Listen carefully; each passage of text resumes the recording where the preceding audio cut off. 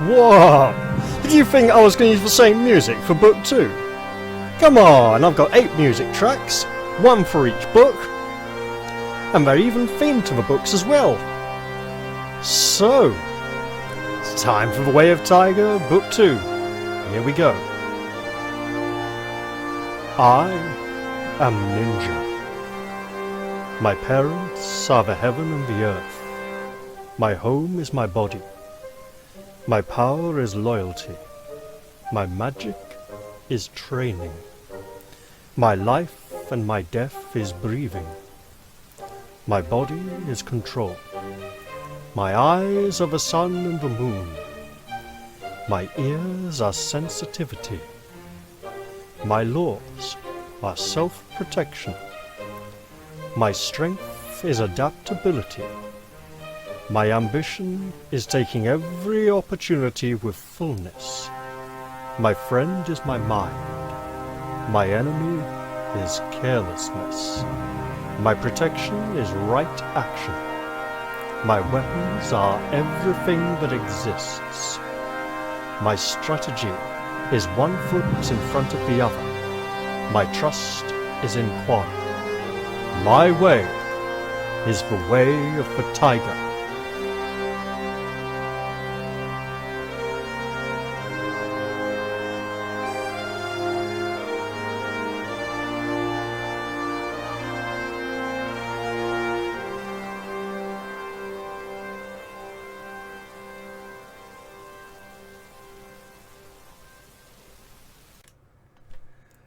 Hello everybody, I'm Raphael Perry and it's time for some more of The Way of the Tiger.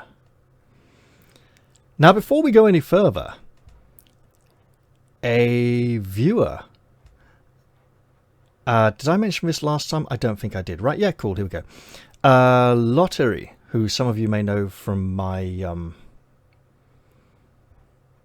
Resident Evil 4 playthrough, commented on the previous episode about how difficult the fights are and how he wasn't sure he'd loved playing Way of the Tiger books back in the day, not sure he'd ever finished any because of how hard the fights are. Now, this is a very salient point, a very relevant point. The fights in book 2 are extremely difficult.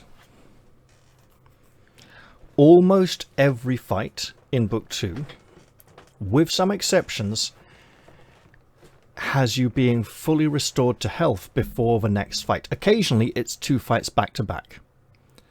Now we had the tough fight against the Goblin King and the Magic Dancing Sword, where if we missed an attack, our defense against both opponents was so low that we would frequently want to parry and block, which would then reduce our offense to the level where we'd been needing like 8s and 9s to hit. It was not, well, 9s and 10s even. Yeah, it was not good. Essentially, we needed to hit with a point of inner force straight away. That needed to be our opening move. We could down our opponent in one move, we just had to get a hit in. It was landing the hit which was the hardest part of that fight. Many of the fights in this book are so deadly that you have to be on full health going into them. And you will be on full health going into them. Many, but not all. We have 15 endurance points. We also have a single shuriken. And if that shuriken had a motto, it would be, "Lead us not into temptation." We've been tempted to use it once already on the Goblin King when he was preparing the Dancing Sword. I believe there will be another 1 or 2 opportunities to use it before the time when I am planning to make use of it. There is a situation where I'm fairly sure I am going to need a throwing star. I'll be able to do without, but it'll be much harder if I have to. So, without further ado, let us return to the adventure. We were down in the tunnels beneath the mountains we had escaped the Goblin King and the horrific eldritch horror, the primordial ooze with eyes that formed tentacles even as we watched, with which to reach out for us. And now we are making our way out of the mountains. You are now hopelessly lost and uncertain whether in the darkness and the confusion of flight you may have missed a tunnel which leads out of the mountain. The stairs lead upwards for what seems like an age and at last bring you to a crossroads. Gritting your teeth in tired determination, you opt for the opposite tunnel which continues upwards. At last you see a welcoming circle of daylight ahead, and your footsteps quicken without you even realizing as you smell the beautiful fresh air. When you emerge, you are high on the far side of the mountains from Quenchheart Keep, and a great panorama of forests and wild lands rolls below you towards the valley of the Crow River in the far west. At this point, it may be worth refreshing our memory of the map.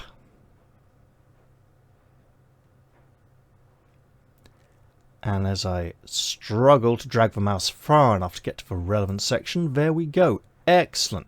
So now, Old Books, Book 1, Map. So,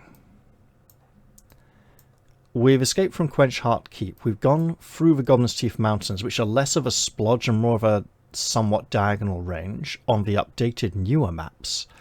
We've made it through. So the river is over here. There's forested area. Excellent.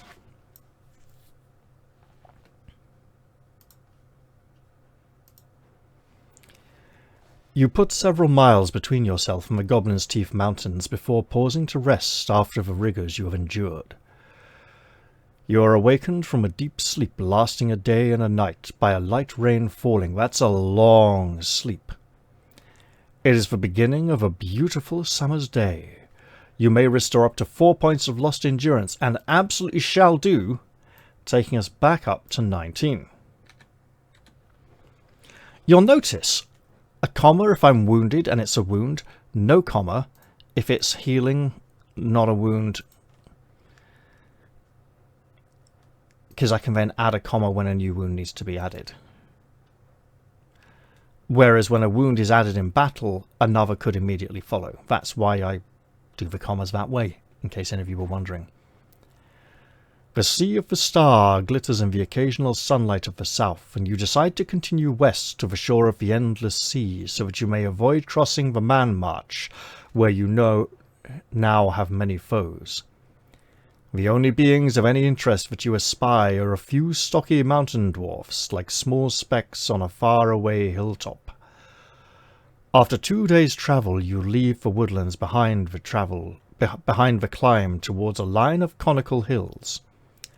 Towards the end of the day, an itching in your armpits becomes acute, and you notice unpleasant black swellings all over your chest. There is nothing you can do but travel on. Was it leeches? Or something worse? Now, conical hills.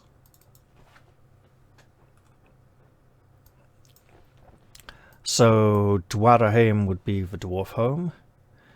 We are heading for the western coast, over this way, then.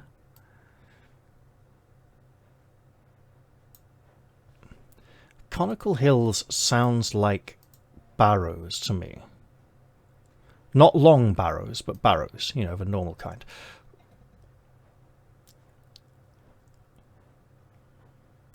$4.15, here we go.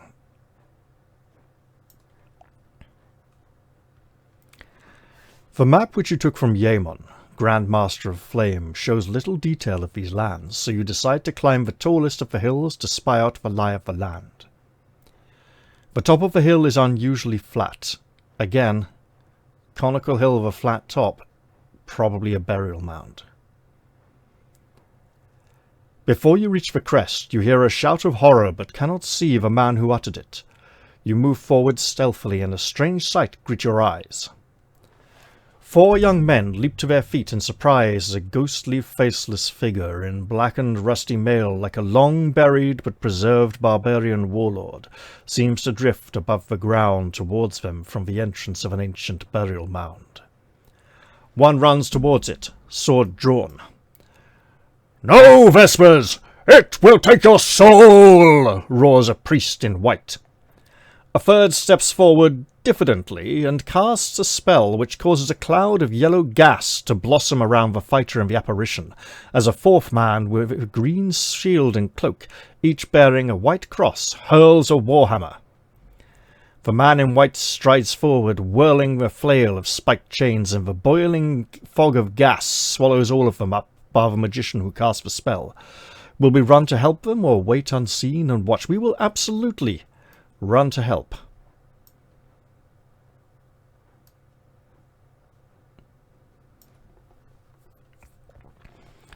You can dimly see hunched figures in the fog of swirling gas. You leap in and immediately cough violently as the poisonous fumes invade your lungs, but you use your power of mind over matter to control the nausea that threatens to overwhelm you. You can dimly make out the man in white robes. He is almost helpless, the spiked chains of his flails stirring the gas ineffectually. Behind him, the spirit of the barbarian warlords seems untroubled by the vapours. Okay, let's just go for that one again. I messed up on Lord there completely. Behind him, the spirit of the barbarian lord, seemingly untroubled by the vapours, is about to attack with a sword that glows vividly in the fog. You pull the priest behind you and prepare to give battle. Will you punch, kick, or throw the warlord? Now, I want to make something completely clear. This is a good picture. This man looking at us, a little bit odd. He cannot see his opponent because of the fog. He doesn't know where he is. He's whirling his weapon around, and the figure is looming up to strike him unawares. Him looking directly at us feels strange, but the fact that he's not looking at his opponent, much more important.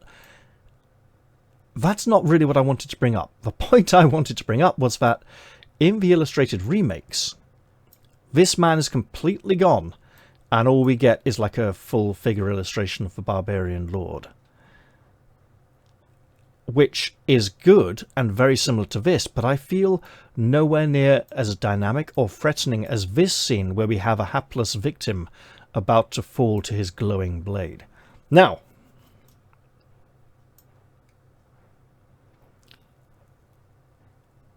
the barbarian lord is floating magically, right, through some sort of supernatural means, and here again he is described as a spirit. I imagine that trying to throw him here would be a really bad idea. Which is actually a point I was going to bring up back at the beginning of the video. In my experience, the best way to handle combats is to alternate a throw with a punch or kick, because throwing gives you an extra +2 damage on your next strike, and the retaliatory attacks against your throws aren't always very accurate, as they are an unconventional method that many opponents are not used to.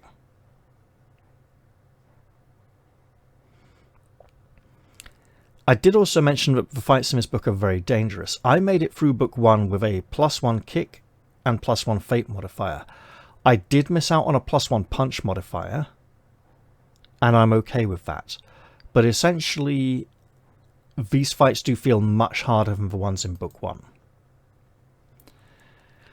Now, I'm going to go with a punch.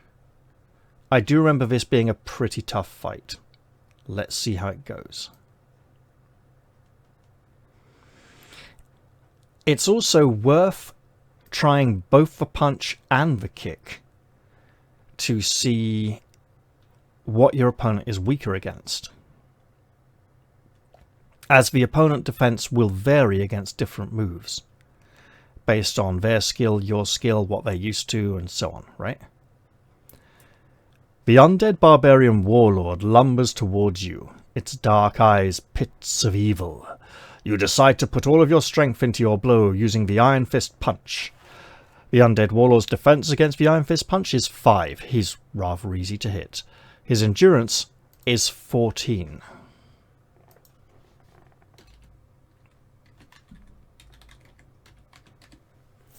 You know what? No, we'll give him his full title of Undead Warlord.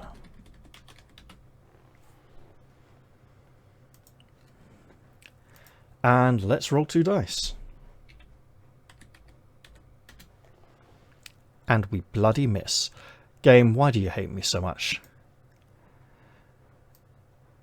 If it is still moving, it tries to claw you and strike at you with its glowing sword. You try to parry its lumbering blows with your sleeve guards, and your defense is 9, meaning it should be fairly hard for it to land a blow, but he misses. If it hits you, you must subtract 2 from your next 2 dice rolls, as a numbing cold slows your reactions. Does that include damage, I wonder? If you're still alive, you may kick, throw, or punch again. I think I will try a kick to see if he's a bit weaker against foes, although he's pretty easy to punch.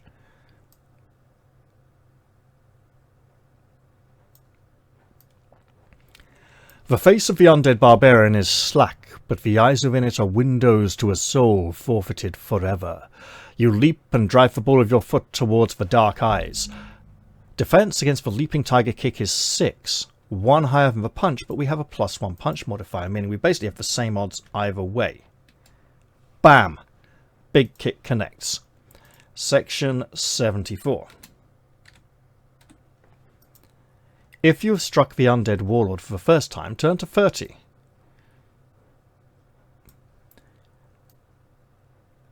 You cannot defeat the undead barbarian by taking the life which it gave up many centuries ago. Your blows, which would maim a normal man, merely break off parts of the undead warlord's body without halting its onslaught. Halve any damage which your blows caused. You must dismember it entirely if the arcane magic which gave it life is to be dispelled. If you have just punched your foe, return to 86 and read on from the attack of the undead warlord. If you have just kicked it, turn to 74 and read on from the warlord's attack. Obviously nothing for a throw, because a throw does not inflict damage. Now, if I'm correct, 74, a kick is d6 plus 2, isn't it?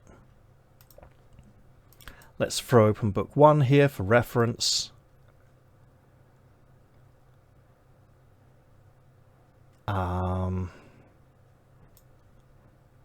Yeah, kick is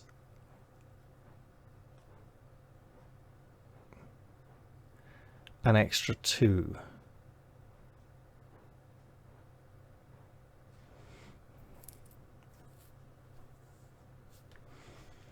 Right then.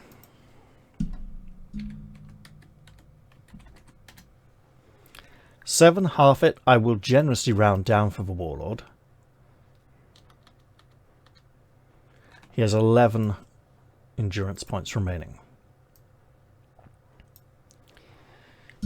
If it is still moving, it tries to cut the leg from your body in a heaving upward swipe with the chilled, gleaming sword. Your defense as you try to hop aside is 8. Lower than if I punch. I think this is going to turn into a punching fight.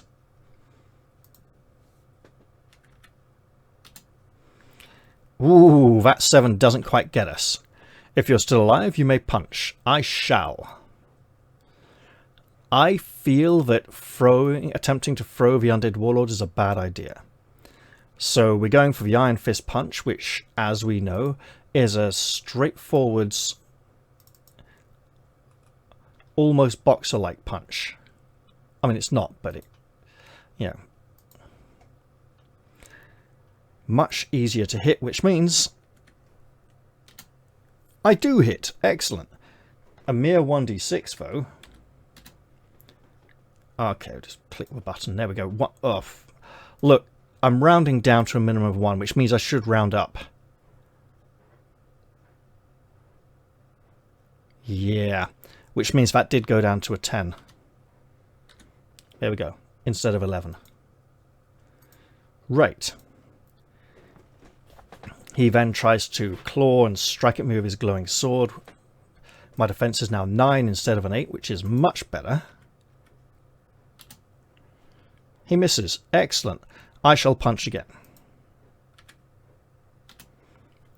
Hit 5. 4 is 2 points. Inner force would be very good for ending this fight more quickly, but as long as he's not hitting me, I'm quite happy with that. He misses with a 5. I get an 11 for another punch, which is great. So we'll go straight for the 6. Oh, 3 points. Okay, knocks him down to a 4. At this point, I'm feeling somewhat more confident. However, he could still absolutely murder me. He lands a hit. Because the hit would give me -2 to my next 2 dice rolls, I shall attempt to block. The block causes him to fail. I attempted to block because I have a high defense. I shall punch again. Remember, blocking is the same attack roll again. It's basically a reroll. I successfully punch. 5, so that'll be 3. He goes for me again with his sword. That is a hit. I block successfully. Ah! Oh, wait. Which means my 7 was actually a 5, which barely hit, because blocking gives me -2. So 2d6 -2. Boomf. An 8. That's a hit. Whatever I roll. 2, 1. Finishes him off. So my high defense in that fight makes it a lot easier. Had I tried to throw him, it would have probably been very bad. The undead warlord is beaten.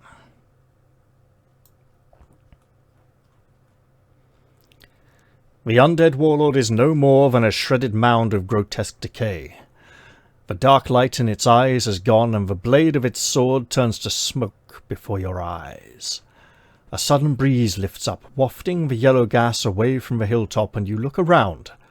The swordsman lies bleeding on the ground. The man in white and green, the men in white and green, priests you guess, although one is wearing armour, are not badly wounded, and are overcoming the sickness caused by the magician's spell. The magician himself seems glad to see you alive, but looks sheepishly at the ground. The priest in green lays his hands on the swordsman, who seems to recover a little, while the priest in white turns to face you. "Well, thank you, my friend. You have saved our lives, but how was it that you could breathe inside the yellow cloud?" "He looks like an assassin to me," says the young magician, pointing at you as the swordsman rises to his feet. "Well, at any rate, I thank you in the name of Avatar, the supreme principle of good, for ridding Orb of this evil."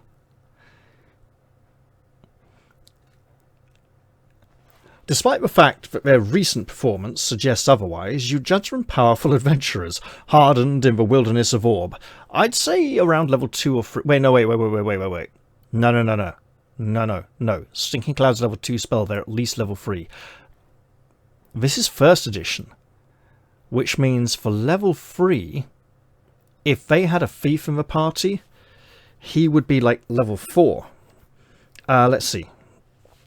For level 3, the wizard would need 5,000 experience points,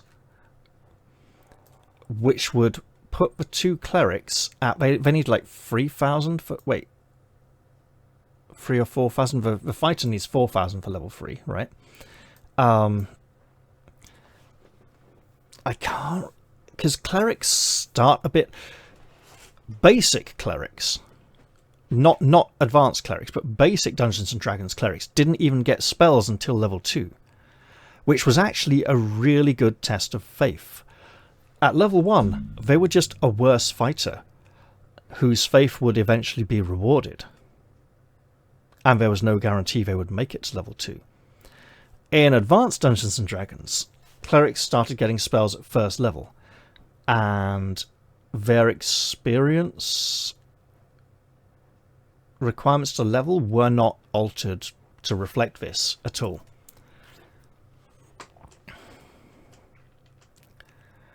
Despite the fact that their recent performance suggests otherwise, you judge them powerful adventurers hardened in the wilderness of Orb. Will you accept the priest of Avatar's invitation to eat with them, or vanish down the hillside as suddenly as you have came. We could do with some food. We absolutely could.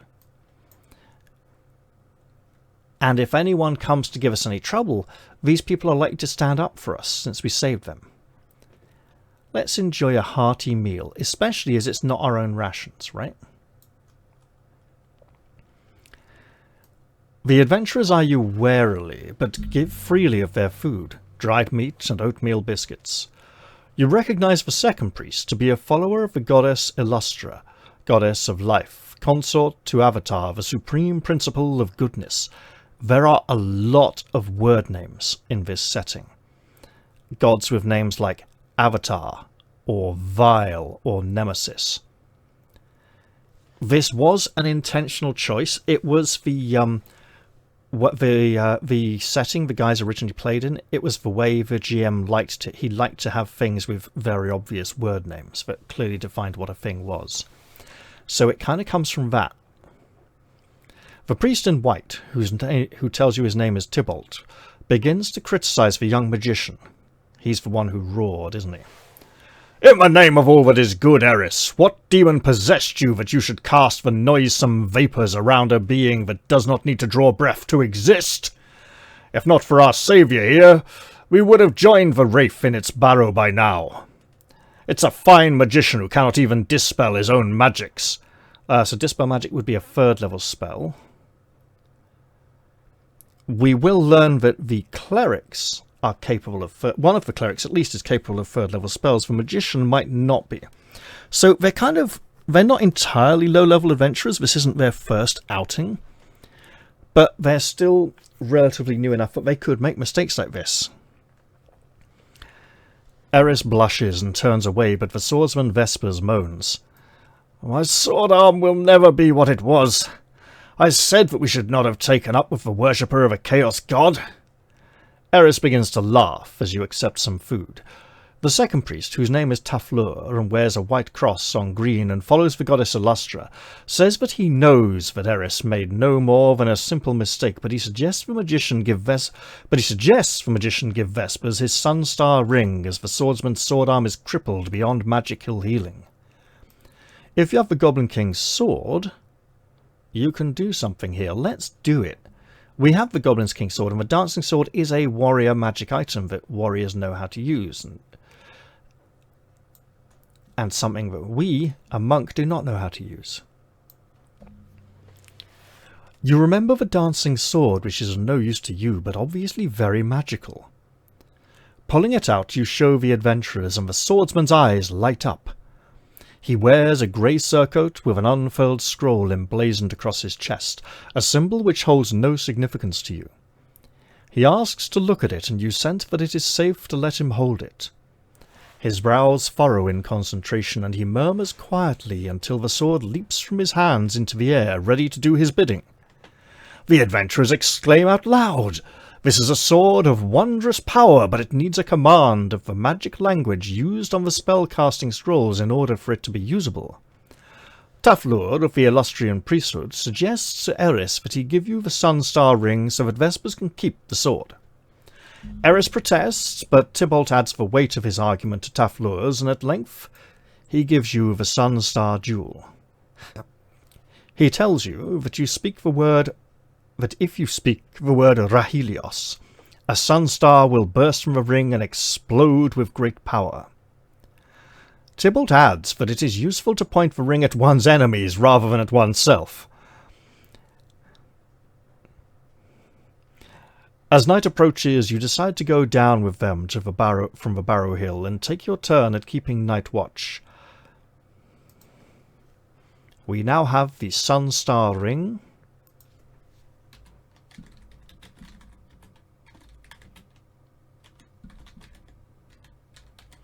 The command word for which is Rahelios.